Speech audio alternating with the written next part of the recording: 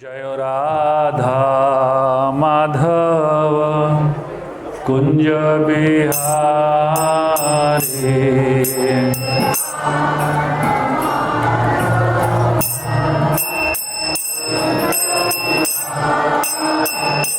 जय राधा माधव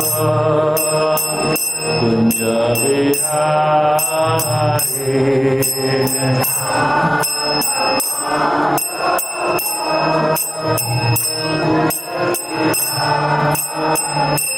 जय गोपीजन वल्लभ गिरिवरधारी।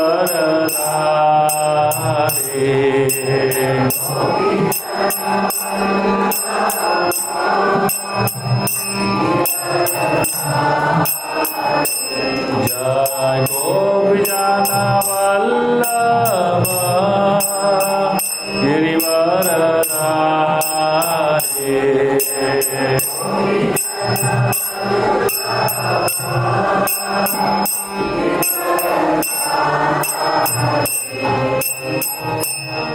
यशोदानंदन व्रज जनरंजन।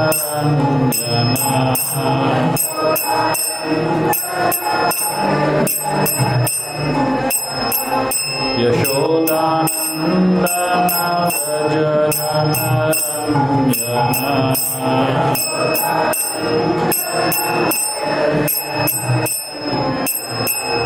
यमुना तीरा वनचारी।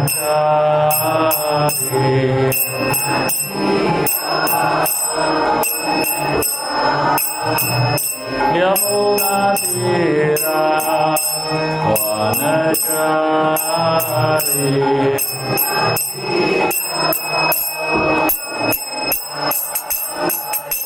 जय राधा माधव कुंज बिहारी।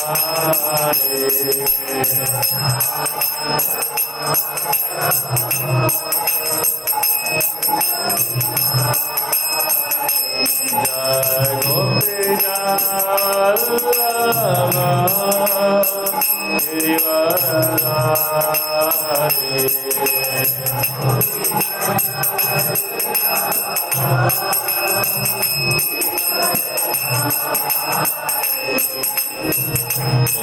यशोदानंदन व्रज जनरंजन।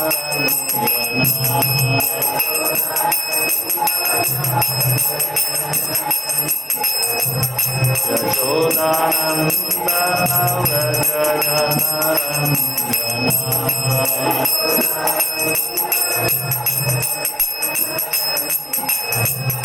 यमुना तीरा वनचारी।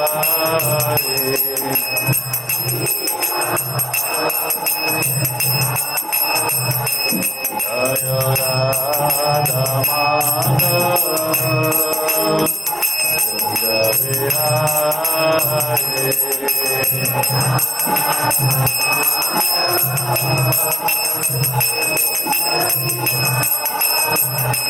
जय राधा माधव कुंज बिहारी।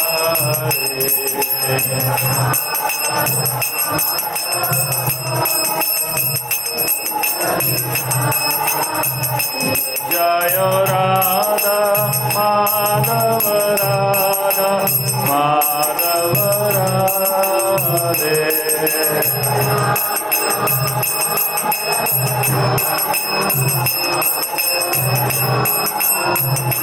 जय राधा गोपीनाथ राधा गोपीनाथ राधे।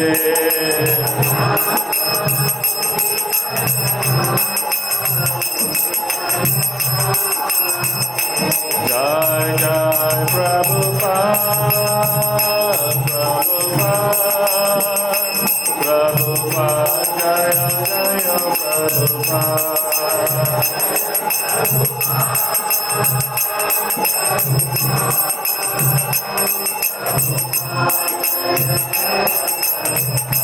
नित्य गौर हरि बोल हरि बोल।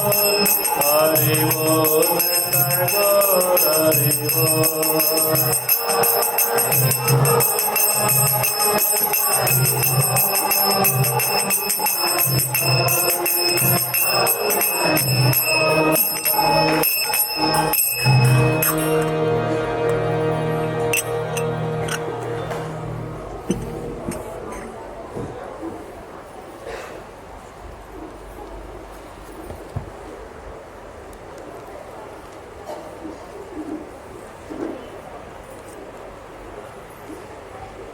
अज्ञानतिमिरन्धस्य ज्ञानाञ्जनशलाकया चक्षुरुन्मिलितं येन तस्मै श्रीगुरवे नमः। श्रीचैतन्यमनोभीष्टं स्थापितं येन भूतले स्वयं रूप तदा मह्यं ददाति स्वपदान्तिकं। वन्देऽहं श्रीगुरु श्रीयुतः पदकमलं श्रीगुरून् वैष्णवांश्च श्रीरूपं साग्रजातां सहगणा रघुनाथान्वितं तं सजीवं साद्वैतं सावधूतं परिजनासहितं कृष्णचैतन्यदेवं श्रीराधा कृष्णपदान् सहगणा ललिता श्रीविशाखान्वितंश्च। हे कृष्ण करुणा सिन्धु दीनबन्धो जगत्पते गोपेश गोपिकान्त राधाकान्त नमोस्तुते। तप्तकाञ्चन गौराङ्गी राधे वृन्दावनेश्वरी वृषभानुसुते देवी प्रणमामि हरिप्रिये। पञ्चकल्पतरुभ्यश्च कृपासिन्धुभ्येव च पतितानां पावनेभ्यो वैष्णवेभ्यो नमो नमः।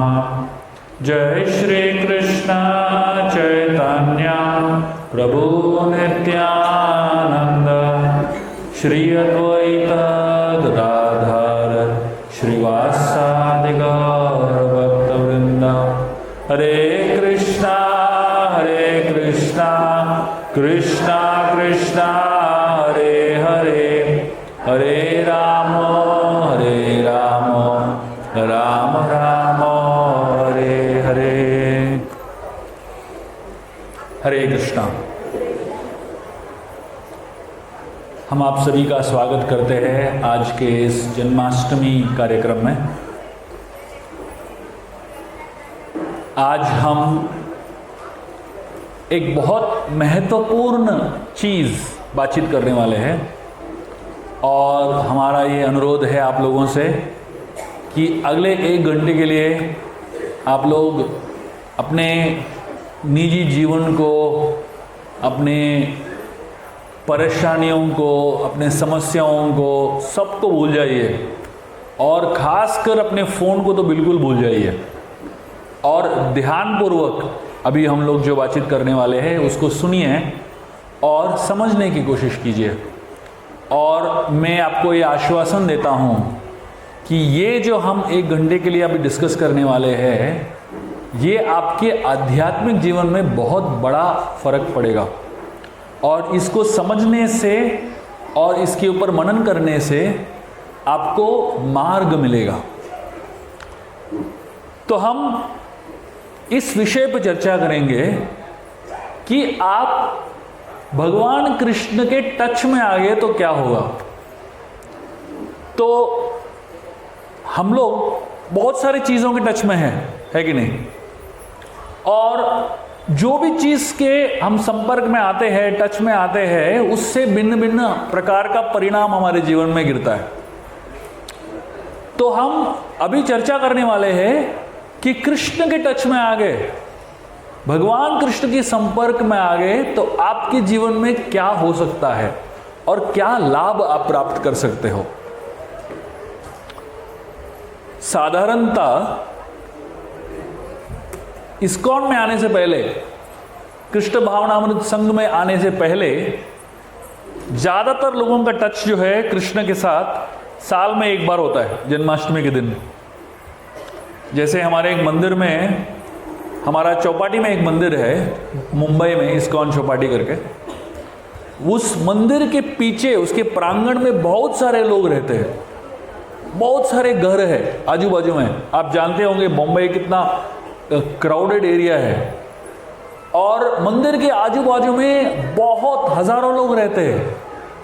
लेकिन अधिकांशतः इनमें से बहुत सारे लोग जो है साल में एक बार मंदिर आते हैं, मंदिर के प्रांगण में रहते हैं, लेकिन साल में एक बार आते हैं।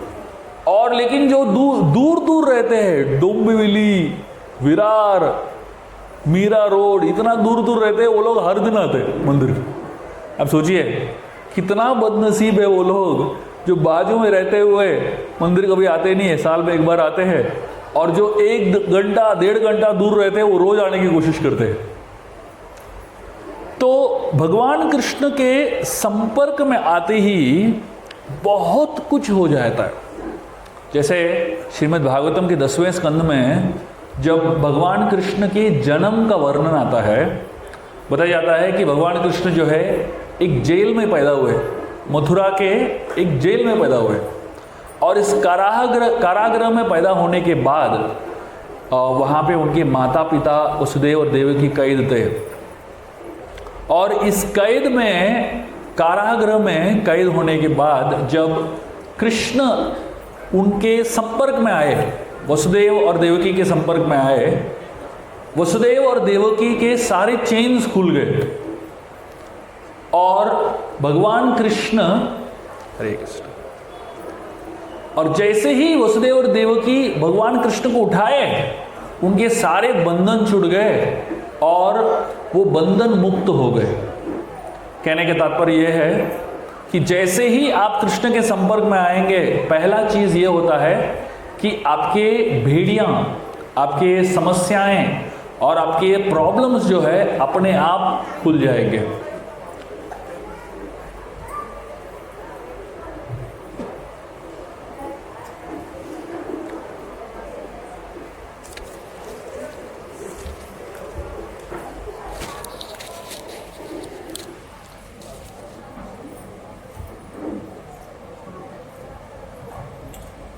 Hare Krishna. Hare Krishna. So we welcome our today's chief guest, the Honorable Minister of Tourism and IT, Printing and Stationery, Mr. Robert Forgesser. Give him a round of applause. Hare Krishna. Now I request Dr. Shivlas Puji to kindly give a small token of gift to Mr. Robert Forgesser ji.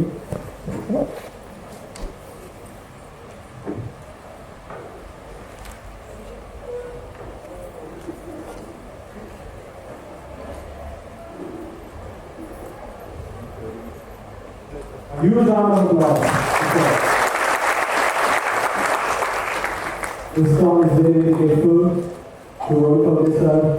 Sarpanch and Mr. Sarpanch and the entire staff of Sugar Panchayat for allowing us to celebrate this wonderful, beautiful festival in their premises. We are very grateful to them. Hare Krishna. Now I kindly request Dr. Srivas to please continue.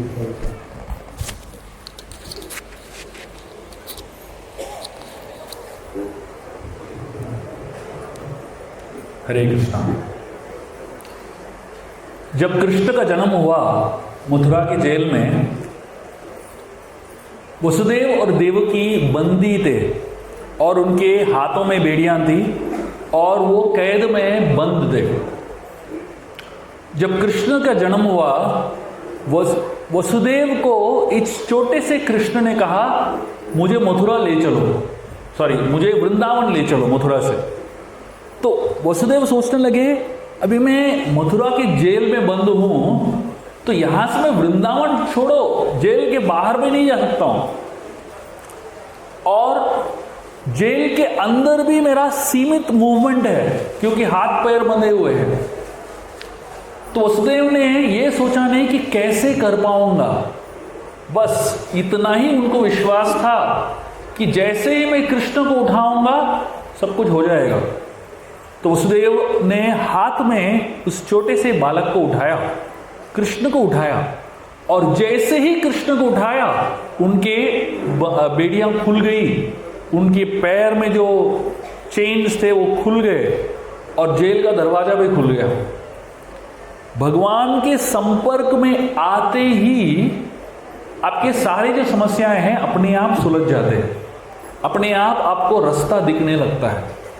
और वसुदेव उस jail से बाहर निकले और जितने सारे सैनिक थे सब मूर्छित हो गए, सब धराशायी हो गए।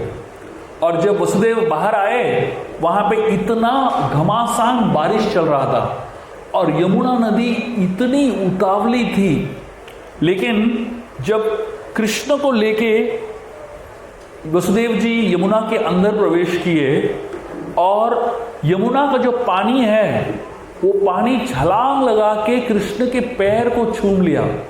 जैसे ही यमुना का पानी कृष्ण के पैर को छूम लिया, पूरा यमुना शांत हो गई और विभाजित हो गई और वसुदेव को रास्ता मिल गया चलने के लिए। इतना बड़ा विशाल नदी एकदम शांत हो गया और वसुदेव को चलने के लिए रास्ता दे रहा था। मतलब हमारा जो जर्नी है, हमारा जर्नी जो है शुरुआत होता है इंद्रिय स्पर्श से। इंद्रिय स्पर्श का मतलब क्या है? हमारे 5 इंद्रियां हैं, उसके स्पर्श में जो भी आता है उससे हमको आनंद मिलता है। जैसे आपके मुंह के अंदर एक गुलाब जामुन डाल दिया तो कितना मजा आता है कि नहीं? आपके आंखों ने कुछ सुंदर तस्वीर देख लिया तो कितना आनंद आता है। आपके कानों ने कुछ अच्छा म्यूजिक सुन लिया तो क्या मजा आता है। आपके हाथों ने कुछ मुलायम स्पर्श कर लिया तो कितना अच्छा लगता है। आपके नासिका ने कुछ अच्छा सुगंध सूंघ लिया तो कितना अच्छा लगता है। ये सबको बोलते हैं इंद्रिय स्पर्श। तो हमारा जीवन जो है इंद्रिय स्पर्श से शुरू होता है। जब से हम पैदा होते हैं तब से हम इंद्रिय स्पर्श में निपुण हो जाते हैं, लेकिन जब आध्यात्मिक जीवन में आते हैं, भक्ति में आते हैं, इस्कॉन के अंदर आते हैं, तो हमें बताया जाता है कि इंद्रिय स्पर्श से कृष्ण स्पर्श तक कैसे जाना है। बस यही जर्नी है स्पिरिचुअल लाइफ का। इस दुनिया में लोग इंद्रिय और विषय वस्तु के पीछे भाग रहे हैं। सब पागल है इंद्रियों के पीछे और विषय वस्तुओं के पीछे। तो अभी भगवान हमें सिखाते हैं कि कैसे इंद्रिय स्पर्श से कृष्ण स्पर्श तक आना है। कृष्ण गीता में कहते हैं कि इंद्रिय स्पर्श जो है वो सबको आसानी से आता है। यही संस्पर्श जब होगा दुख योनेव एवते आदि अंतवंत कौन्तेय न तेषु रमते बुधा। तो कृष्ण कहते हैं कि इंद्रिय स्पर्श, इंद्रियों को तृप्त करने के लिए बहुत मेहनत लगता है। इंद्रियों को तृप्त करना आसान नहीं है। मैं आपको एक साधारण सा उदाहरण देता हूं। श्रीमद् भागवत जो है मधुमक्खियों के बारे में बताता है। आप लोगों ने मधुमक्खियां देखी होंगी, हनी बी। जो हनी बी जो है बहुत मेहनत करता है, किसके लिए? शहद बनाने के लिए। फूलों के ऊपर बैठता है और फूलों से शहद खींचता है। और मधुमक्खी जो है उसको और कुछ चाहिए ही नहीं, सिर्फ शहद ही चाहिए। आपने मधुमक्खी को प्रसाद के ऊपर बैठते हुए कभी देखा है क्या? आपने मधुमक्खी को कार के ऊपर बैठते हुए कभी देखा है क्या? मधुमक्खी को आपके सर के ऊपर बैठते हुए कभी देखा है क्या? मधुमक्खी किसी और चीज में इंटरेस्टेड ही नहीं है, सिर्फ एक ही चीज में इंटरेस्टेड है, फूल, बस। लेकिन जो दूसरा मक्खी है, ऑर्डिनरी मक्खी, हाउस फ्लाई जिसको बोलते हैं, वो सब कुछ में बैठता है। फूल के ऊपर भी बैठेगा, गंदगी के ऊपर भी बैठेगा, खाने के ऊपर भी बैठेगा, आपके ऊपर भी बैठेगा, किधर भी बैठेगा। क्योंकि मधुमक्खी जो है, जो जनरल मक्खी है, वो उसको मधुमक्खी नहीं बोलते, उसको सिर्फ मक्खी बोलते हैं। मतलब उसका कोई डेफिनेशन नहीं है, उसको क्या चाहिए, उसको सब कुछ चाहिए। लेकिन मधुमक्खी जो है बहुत स्पेसिफिक है, उसको एक ही चीज चाहिए, वो है मधु। और ये मधु के लिए मधुमक्खी बहुत मेहनत करता है। हम जो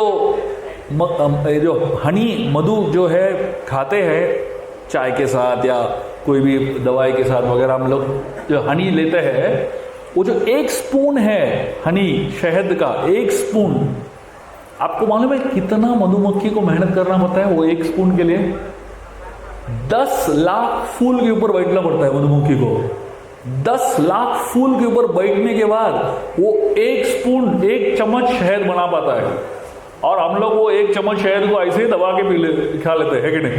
हम सोचते भी नहीं ये मधुमक्खी जो है 10 लाख फूलों के ऊपर बैठने के बाद 1 चम्मच शहद निकालता है। तो इतना मेहनत करता है मधुमक्खी और अपना सुंदर सा जो हनी कोम्ब है वो बनाता है, इतना सुंदर सा बनाता है। और उसके बाद आता है वो आदमी जो इस हनी को चुराता है। उसको क्या बोलते हैं मालूम है हिंदी में? उसको बोलते हैं मधुहा। मधुहा का मतलब क्या है? वो आदमी जो मधु को चुराता है उसको मधुहा बोलते हैं। और वो क्या करता है? धुआं उड़ाता है, पहले आग लगाता है और धुआं उड़ाता है। और जैसे ही धुआं जो है मधुमक्खी के पास जाता है, सारे मधुमक्खियां उड़ जाती है और ये आदमी जाके बिंदास वो मधु को छोड़ के लेके चला जाता है अपने घर। मधुमक्खी मेहनत कर रहा है और कोई और लेके जा रहा है। तो मतलब कहने का तात्पर्य यह है कि इस दुनिया में आपको मधु चाहिए तो बहुत मेहनत लगता है, बहुत ज्यादा मेहनत लगता है। तो इसलिए कृष्णा इसको एक शब्द बोलते हैं संस्कृत में, वो बोलते हैं करिष्यति। कर्षण मतलब बहुत मेहनत। तो इंद्रिय स्पर्श के लिए बहुत मेहनत लगता है। और जो इंद्रिय स्पर्श से जो आप प्राप्त करते हो उसका एक शुरुआत है और उसका एक अंत है। शुरुआत में आपको बहुत मजा आएगा।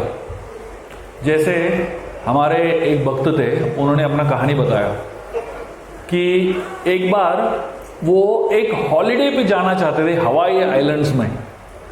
अभी हवाई आइलैंड में हॉलिडे जाना आसान नहीं है, बहुत पैसा लगता है। और इन्होंने बहुत पैसा इकट्ठा किया। सिर्फ उनका जीवन का एक ही लक्ष्य था, हवाई आइलैंड में जाके मजा करना। बहुत पैसा इकट्ठा किया।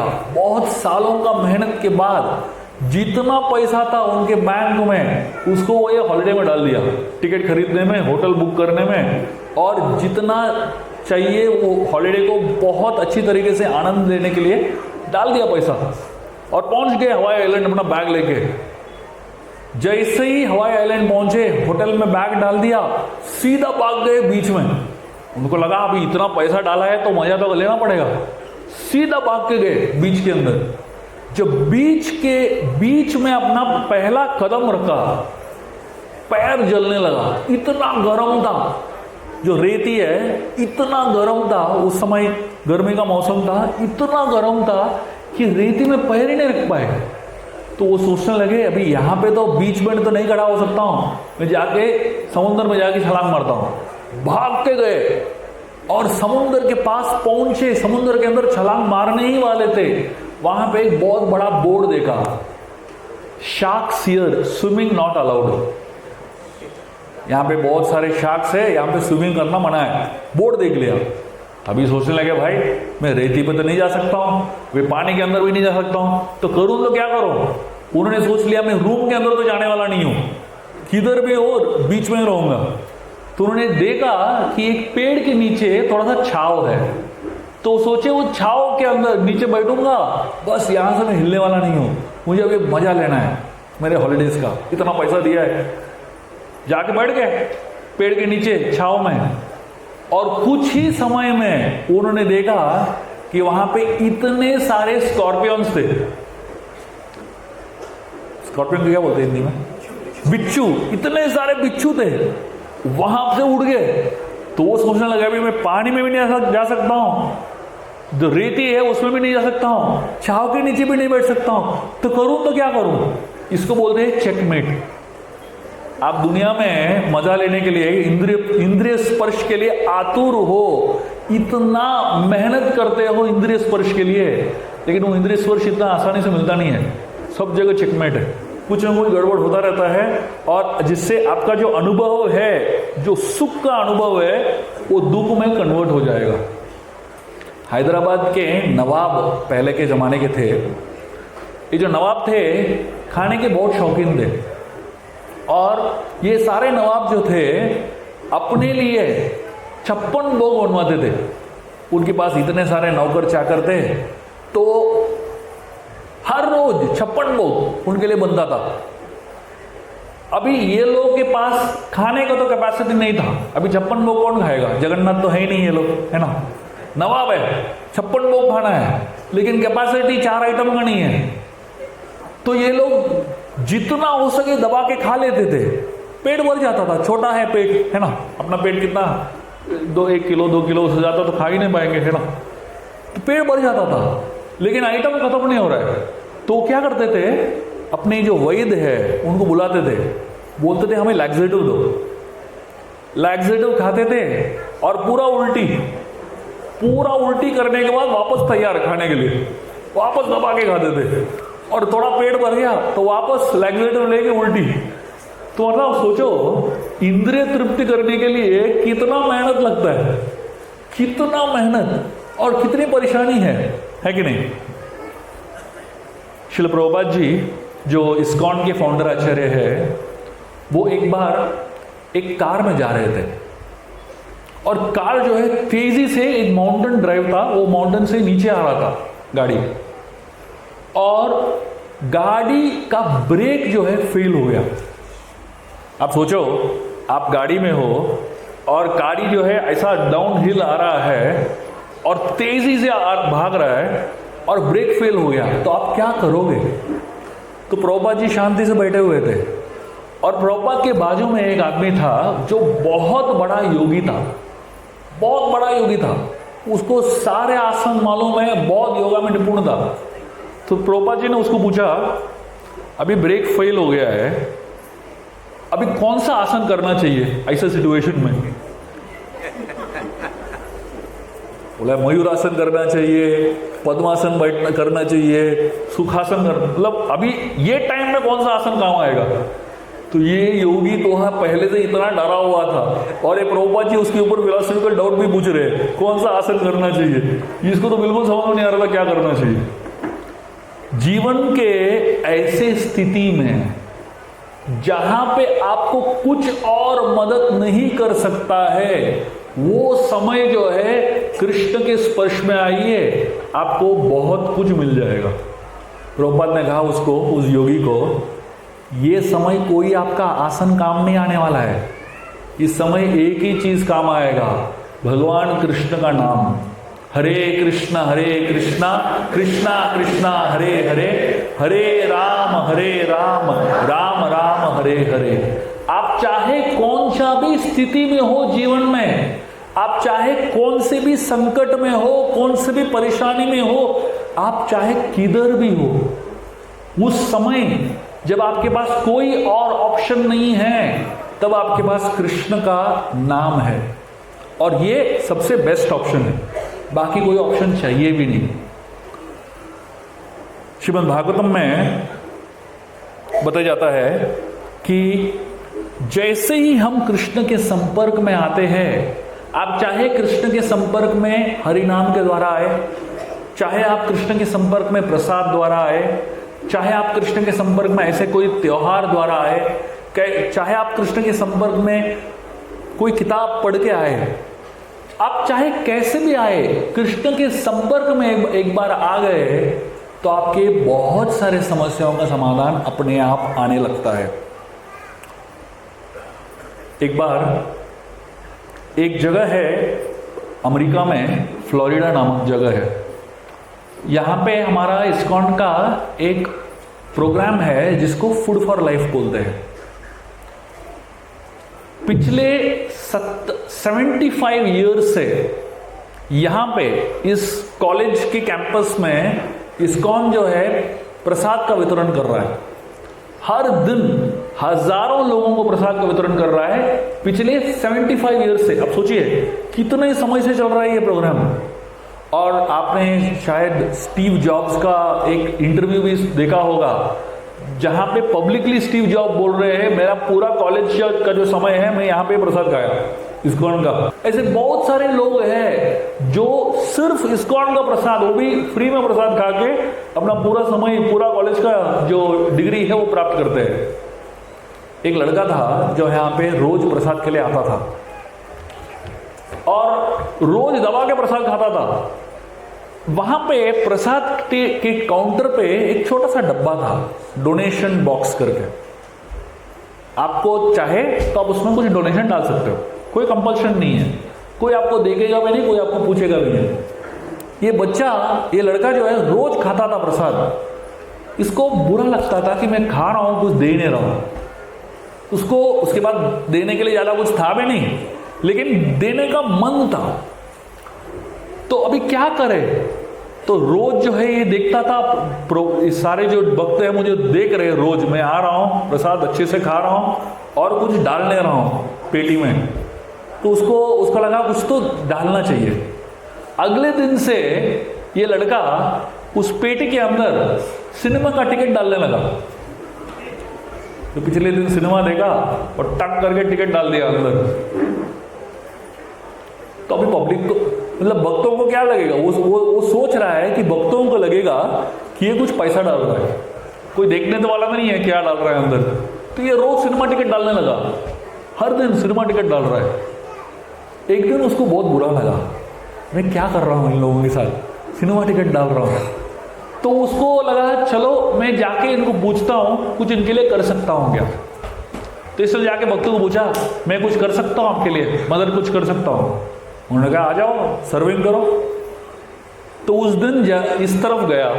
पहले तो बहुत सारे महीने जो है इस तरफ था, पहली बार इस तरफ गया और उसने प्रसाद वितरण किया। उसको अच्छा लगा। अगले दिन उसने पूछा मैं कुछ कर सकता हूं क्या। उन्होंने, भक्तों ने कहा उसको सब्जी कटिंग में मदद चाहिए। तो आप पीछे आप जाके सब्जी काटेंगे क्या? ये पीछे गया सब्जी काटने के लिए और रोज ये मदद, थोड़ा सा सेवा करता था। बहुत महीने हो गए, प्रसाद भी खा रहा है, सेवा भी कर रहा है। एक दिन वो सारा सेवा समझ गया और एक दिन ऐसा आया कि वो जो प्रसाद है वही बनाने लगा। उसकी शुरुआत किधर से हुई? बस कृष्ण के टच में आया, संपर्क में आया प्रसाद के माध्यम से। सिर्फ प्रसाद खा रहा है, उसको मालूम नहीं है प्रसाद ऑर्डिनरी चीज नहीं है।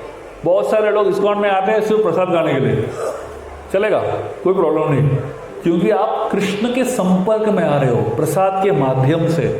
जैसे ही प्रसाद आपके अंदर जाएगा, कृष्ण आपके अंदर जाएंगे और अंदर से परिवर्तन होने लगेगा। एक न एक दिन आपको लगेगा थोड़ा सा मैं कुछ करता हूं सेवा। तो वो परिवर्तन जो है कृष्ण जैसे आपके अंदर जाते हैं उससे अपने आप होता है। वृंदावन में जब भगवान कृष्ण बहुत ही छोटे बालक थे, 6 दिन के थे, सिर्फ 6 दिन, उस समय एक विशाल राक्षसी आई जिसका नाम था पूतना। और पूतना कोई साधारण राक्षसी नहीं थी, पूतना बाल घातिनी। तो मतलब वो उनका स्पेशलिटी था छोटे बच्चों को मारना। अभी मर्डर में भी स्पेशलिटी होता है, ये सिर्फ छोटे बच्चों को मारने में एक्सपर्ट थी। क्या सोचो, क्या एक्सपर्टीज है ना। तो अपने स्तनों में विष डाल के आती थी और छोटे बच्चों को अपना स्तनपान कराती थी और उस विष से छोटे बच्चे मर जाते थे। तो इस तरीके की राक्षसी थी पूतना। और वो बाहर भी विष है, अंदर भी विष है। बाहर जो है स्तनों में विष है उसके, और अंदर जो है उसकी नियत में विष है।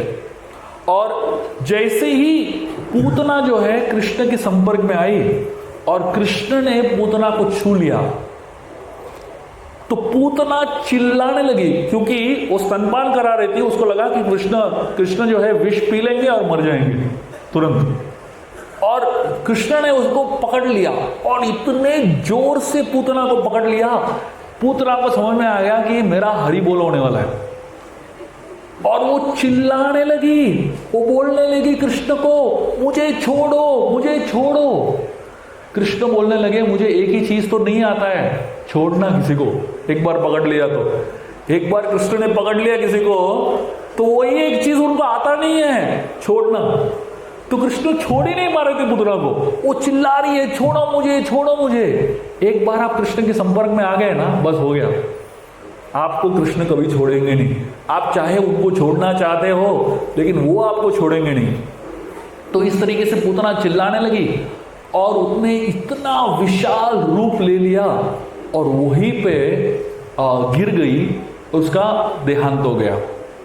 जैसे ही पुतना मर गई, पुतना का मृत्यु हो गया, सारे ब्रजवासी आए, उन्होंने देखा कि इतना बड़ा विशाल काया है। कितना बड़ा? 12 मील बड़ा पुतना का शरीर था।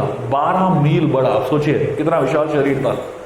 और उस विशाल शरीर को ब्रजवासियों ने छोटे छोटे टुकड़े किए ताकि उस शरीर को जला सके, और पूरा शरीर को एक साथ इकट्ठा कर लिया और बहुत सारे लकड़ी डाल दिए और उस शरीर को जलाने के लिए लकड़ी को जला दिया।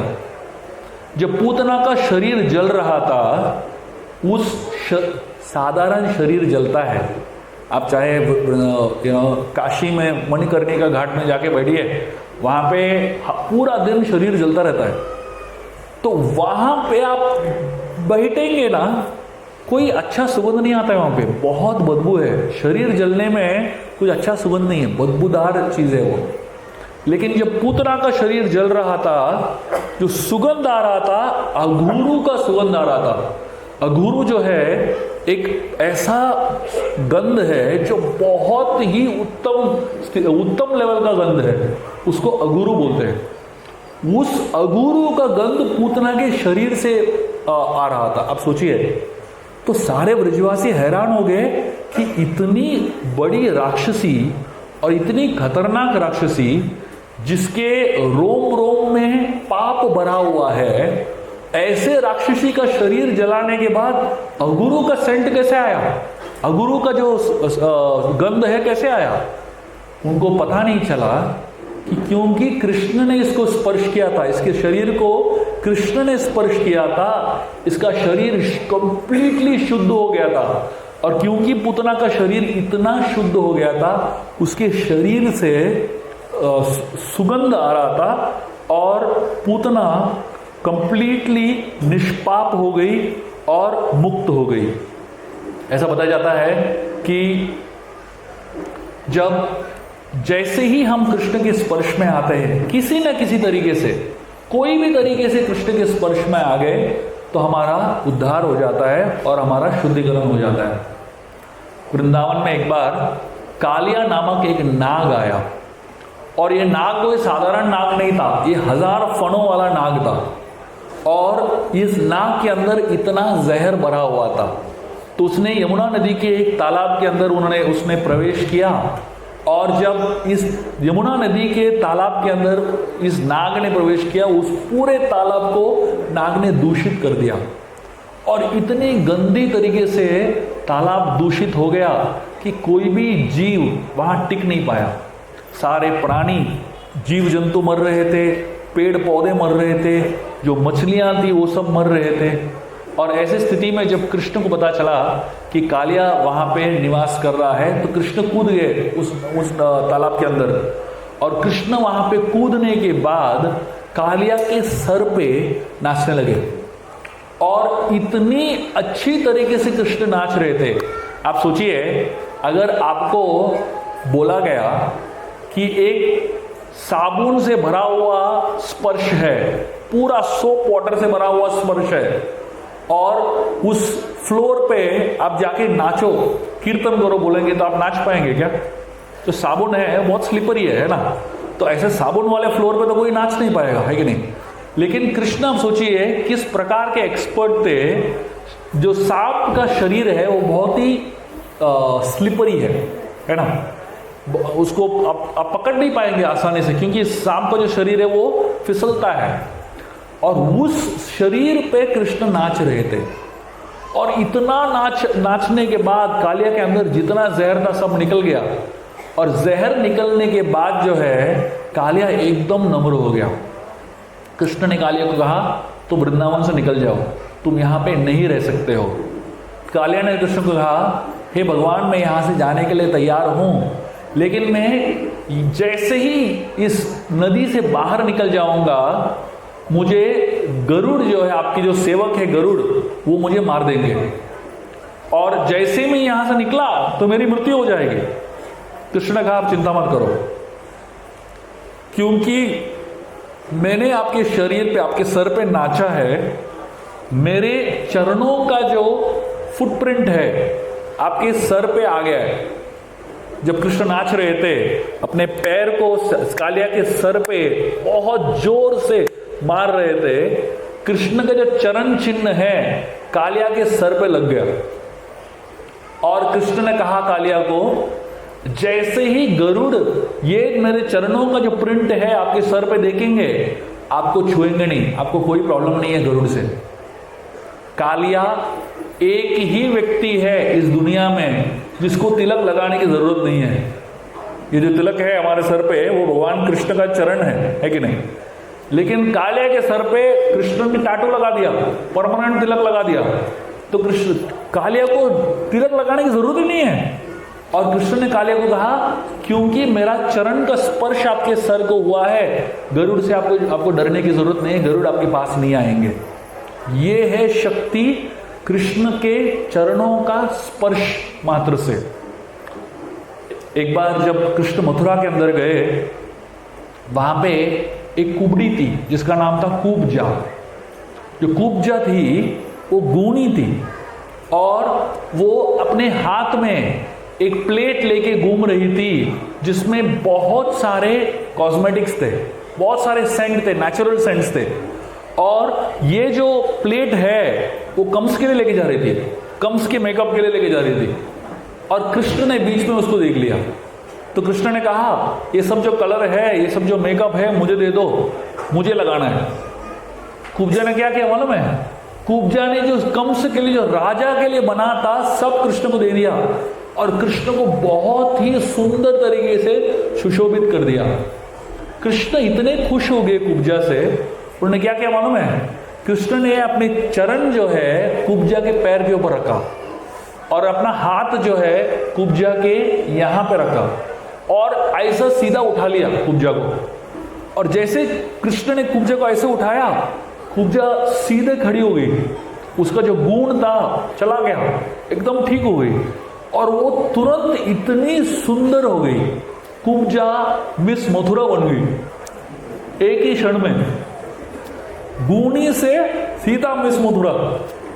और किसी को पहचान ही नहीं पा रहे थे कोई भी कि ये कुब्जा है, कुछ ही समय पहले गूनी थी लेकिन कृष्ण के स्पर्श मात्र से इतनी सुंदर हो गई। तो बताया जाता है कि जिसको भी भगवान कृष्ण छू लेते हैं उसका जीवन बदल जाता है। गोवर्धन, जब इंद्र 7 दिन और 7 रात इतना धुआंधार बारिश बरसा रहे थे, संवर्तक बादलों से बारिश बरसा रहे थे, कृष्ण ने गोवर्धन को अपने इस छोटे से उंगली पे उठा लिया। अब ये जो छोटा सा उंगली है, इस छोटे से उंगली का आपने जीवन में कभी इस्तेमाल किया है क्या? मतलब आप बचपन से लेके अभी तक ये छोटे से उंगली का कोई इस्तेमाल किया है क्या? सिर्फ ये दिखाने के लिए हम लोग इस्तेमाल करते हैं, इसके अलावा इस उंगली का कोई काम नहीं है जीवन में, है कि नहीं? लेकिन इस उंगली के ऊपर कृष्ण ने पूरा गोवर्धन उठा लिया और वो भी 7 दिन और 7 रात। उस गोवर्धन के पर्वत के ऊपर एक शेर था, एक सिंह था।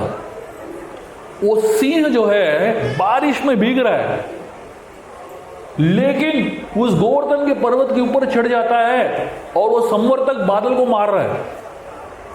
आप सोचो उसके अंदर इतना कॉन्फिडेंस किधर से आ गया कि एक सिंह पर्वत के ऊपर रह रहा है लेकिन वो संवर्तक बादल को मारने की कोशिश कर रहा है। उसको कॉन्फिडेंस इसके लिए आया क्योंकि जिस पर्वत पे वो खड़ा था वो कृष्ण की उंगली में था, इनडायरेक्ट टच था। ऐसा नहीं कि वो डायरेक्टली कृष्ण के टच में था, वो उस पर्वत के टच में था जो कृष्ण के टच में है। इसको बोलते हैं गुरु परंपरा। तो आप चाहे डायरेक्टली कृष्ण के टच में नहीं हो, लेकिन आप किसी व्यक्ति के टच में हो जो कृष्ण के टच में है, फिर भी आप कृष्ण के टच में आ गए। तो हम सब जो है डायरेक्टली कृष्ण के टच में शायद कभी आने वाले नहीं है, लेकिन हमारी जो सौभाग्य क्या है, हम लोग किसी न किसी तरीके से प्रभुपाद जी के टच में है बस। और प्रभुपाद जी जो है गुरु परंपरा के द्वारा भगवान कृष्ण के टच में है। और क्योंकि हम सिर्फ प्रभुपाद के कैसे तो संपर्क में आ गए, टच में आ गए, बस हमें वो कॉन्फिडेंस है जो वो सिंह को है संवर्तक बादलों को से मारने का। बताया जाता है कि श्रीमद् भागवतम की तीसरे स्कंद में एक बहुत सुंदर कहानी आती है, और इस कहानी में हम देखते हैं कि एक छोटा सा बच्चा है, ध्रुव महाराज। इतना छोटा सा बच्चा है ध्रुव, 5 साल का बच्चा है। उसको एक बार अपने पिता से बहुत गुस्सा आ गया, क्योंकि उसके पिता ने उसको अपनी गोद में बिठाया नहीं। तो ध्रुव जो है घर छोड़ के चला गया, और घर छोड़ के कहाँ गया? मधुवन चला गया, वृंदावन चला गया। और मधुवन में 6 महीने तक उसने कठोर तपस्या की, और 6 महीने मात्र में भगवान नारायण खुद उसके पास पहुंच गए, और भगवान ने अपने शंख को ध्रुव के सर पर रख दिया।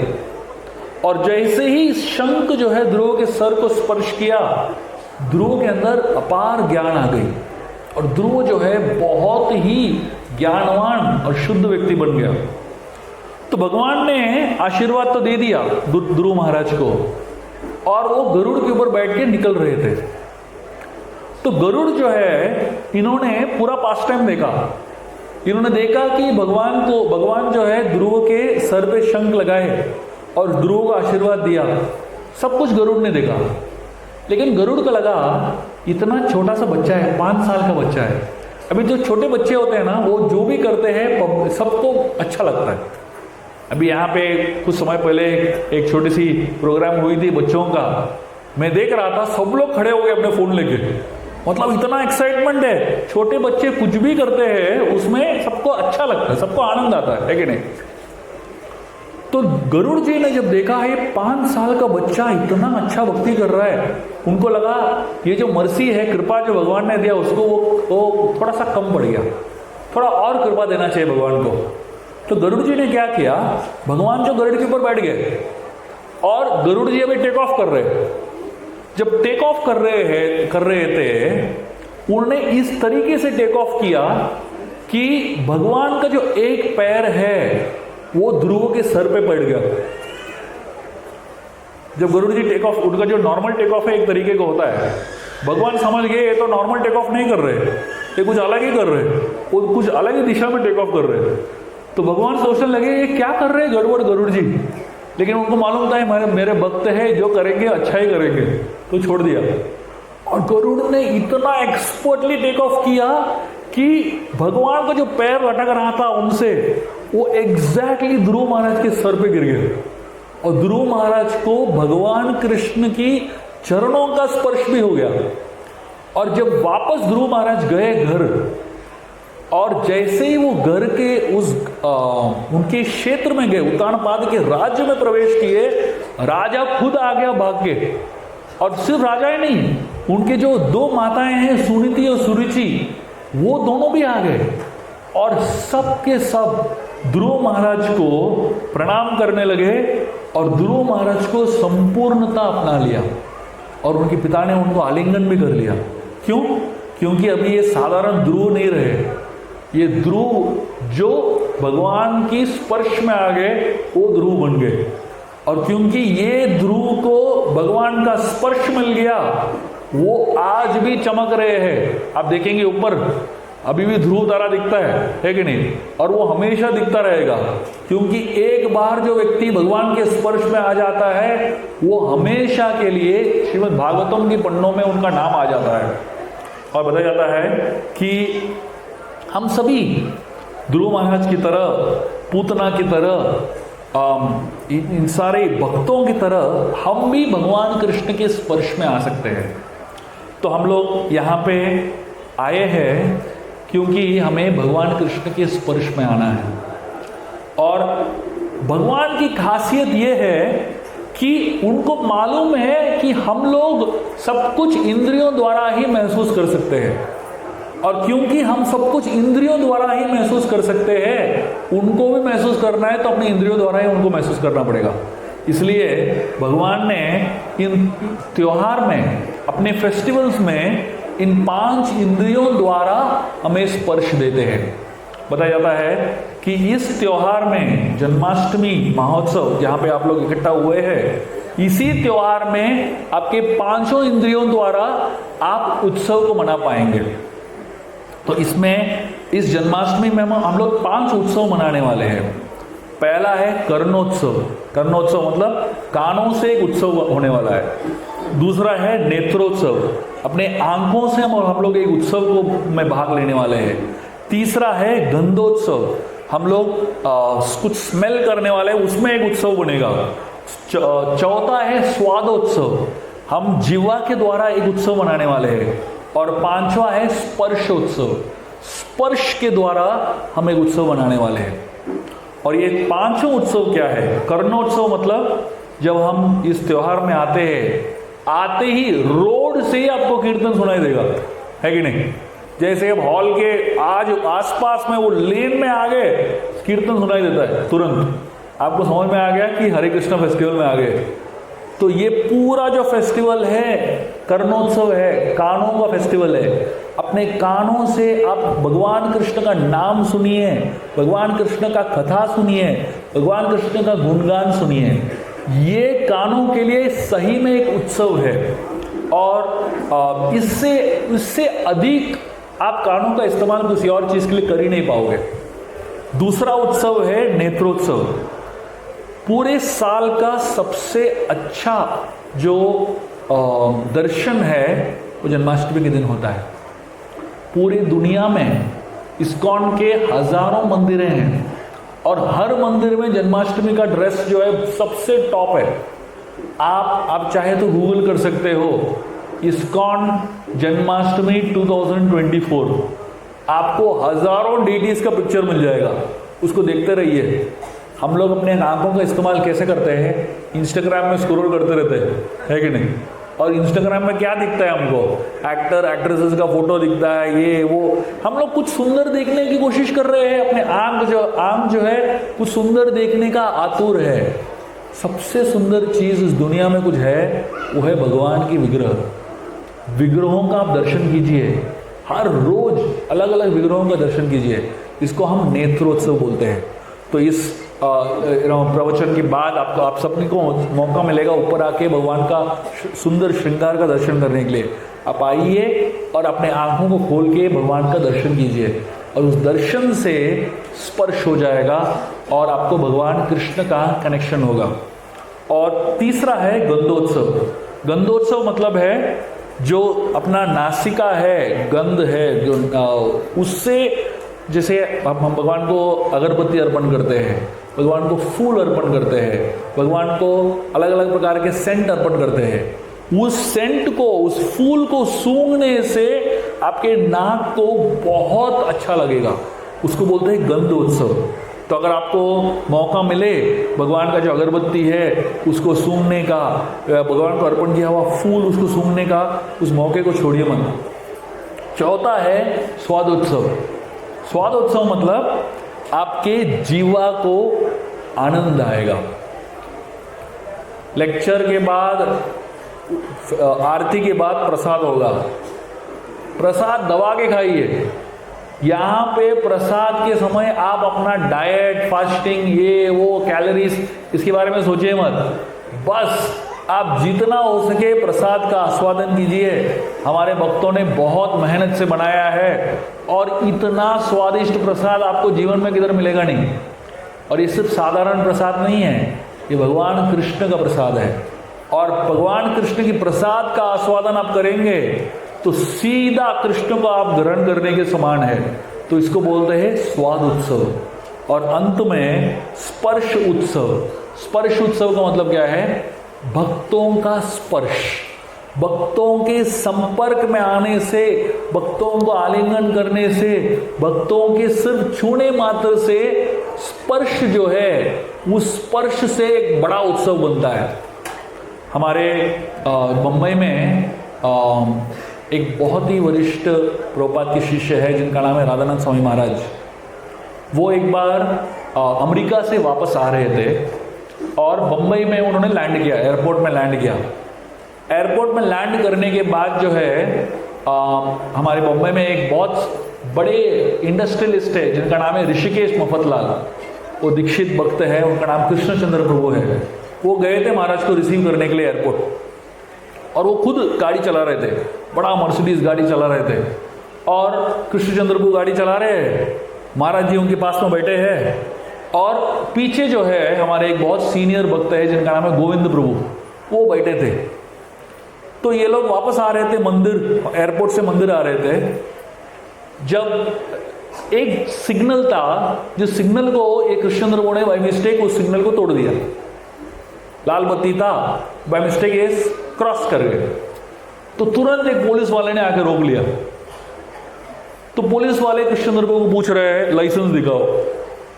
अभी उस पुलिस वाले को क्या मालूम है ये मफतलाल कौन है, ये कौन क्या चीज है, और महाराज जी कौन है, इन सब उनको मालूम नहीं है। वो तो अपना काम कर रहा है, बोला लाइसेंस दिखाओ।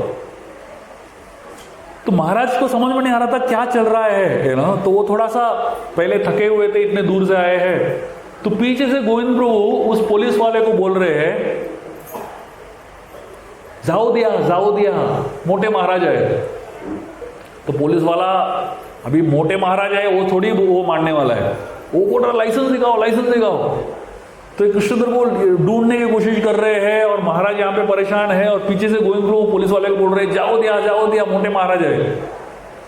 तो बोल रहे ठीक है लाइसेंस नहीं है, 200 रुपये तो दो, वो बोलता है, और पीछे से गोविंद प्रभु बोल रहे हैं जाओ दिया मोटे महाराज है। तो ये पुलिस वाला एकदम परेशान, वापस मोटे महाराज बोल रहे। तो इसने कहा आप लाइसेंस भी नहीं दे रहे हो, पैसा भी नहीं दे रहे हो, एटलीस्ट ये मोटे महाराज को मेरे सर पे हाथ रखने के लिए बोलो, थोड़ा आशीर्वाद तो दे दो। और उसके बाद इस पुलिस वाले ने अपना सर डाल दिया विंडो के अंदर, और महाराज जी ने उसके सर पे दोनों हाथ रखा, और जैसे ही उसने महाराज जी ने दोनों हाथ उसके सर पे रखा, उसको वो इतना खुश हो गया, बोला जाओ। वो जैसे ये लोग निकले, महाराज इतना हंसने लगे। वो बोले भारत एक ही ऐसा देश है जहां पे पुलिस को आशीर्वाद देके हम लोग ब्राइब दे सकते हैं। मतलब वो पैसा भी देने की जरूरत नहीं, यहाँ पे आशीर्वाद से काम चल जाता है। स्पर्श, महान संतों का स्पर्श, वो स्पर्श से आपको कृष्ण प्राप्ति हो सकती है। आप यहां पे आए हो, भक्तों के संग में हो, आपको और कुछ करने की जरूरत नहीं है, बस कोई भक्त ने आपको छू लिया, बस हो गया, उससे ही आपका उद्धार हो जाएगा, उससे ही आपको कृष्ण स्पर्श हो जाएगा।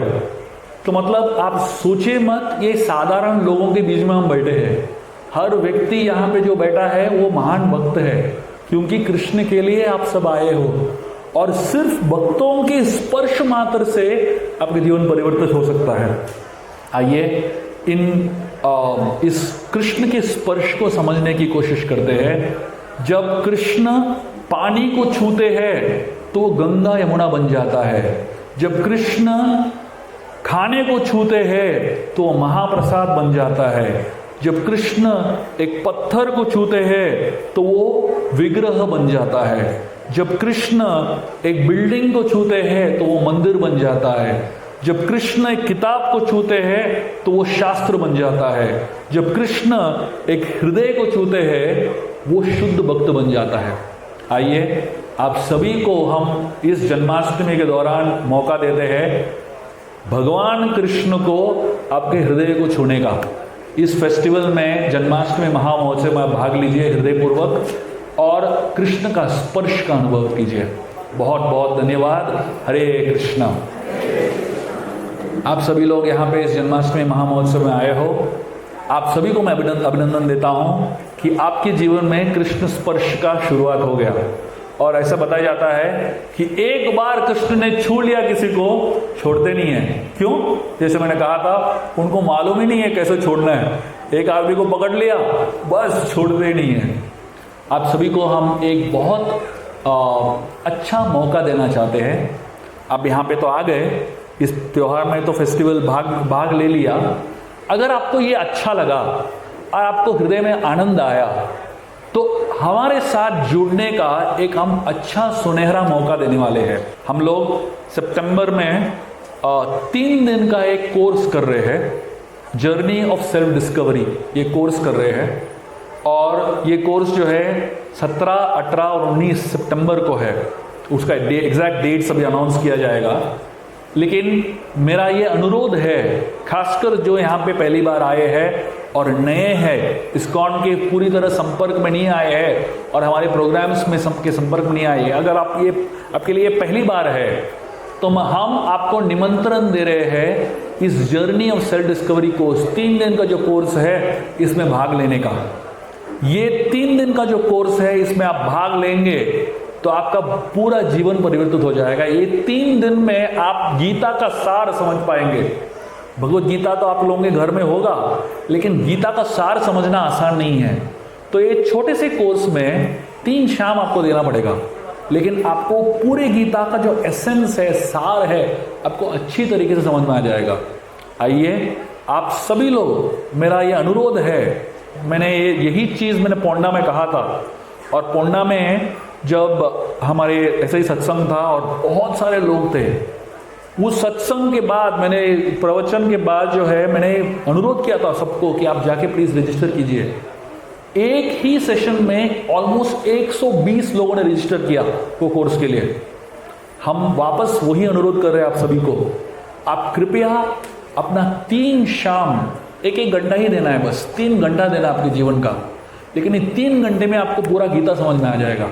अगर आपको पूरा गीता समझना है और गीता का जो सार है वो समझना है और कृष्ण को आपके जीवन में सही में मार्गदर्शन के लिए एक मार्गदर्शन के रूप में आपको पाना है, तो आप इस journey of self discovery course में भाग लीजिए और आपका जीवन सही में सार्थक हो जाएगा। मैं आप सभी को बहुत बहुत धन्यवाद देना चाहता हूँ कि आप लोग इतने आतुरता से और इतने ध्यानपूर्वक पूरा लेक्चर सुना, और मेरा ये अनुभव है कि आप सभी को सिर्फ सुना ही नहीं, इसको अपने अंदर अपने हृदय तक लिया है और इसके ऊपर आप अपना जीवन जीना भी चाहेंगे। बहुत बहुत धन्यवाद। श्रील प्रभुपाद की, श्री कृष्ण जन्माष्टमी महामहोत्सव की, श्री कृष्ण भगवान की।